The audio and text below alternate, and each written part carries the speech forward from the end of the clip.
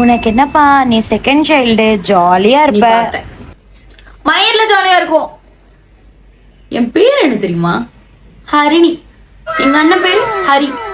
ஹரிக்கு ஹரிணி டிரைமிங்கா இருக்கும்னு சொல்லிட்டு எனக்கு ஹரிணின்னு பேர் வச்சாங்க.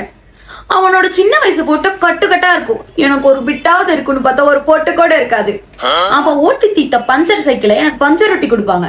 இப்ப அவன் யூஸ் பண்ண அந்த பழைய ஜிப்பு போன பேக்கை எனக்கு ஜிப்பு வச்சு கொடுப்பாங்க. இவ்வளவு ஏன் வீட்டுல அவன் யூஸ் பண்ண அந்த பழைய டிஷர்ட் ட்ரௌசரை தான் போட்டுட்டு சுத்தறேன். ஸ்கூல் காலேஜ் முதற்கொண்டு அவன் படிச்சான்னு ஒரே காரணத்துக்காக என்ன கொண்டு போய் அதுல சேர்த்தாங்க.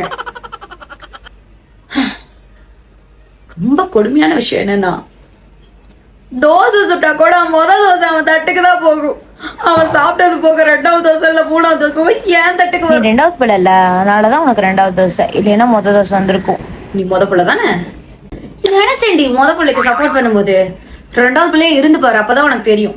சரி.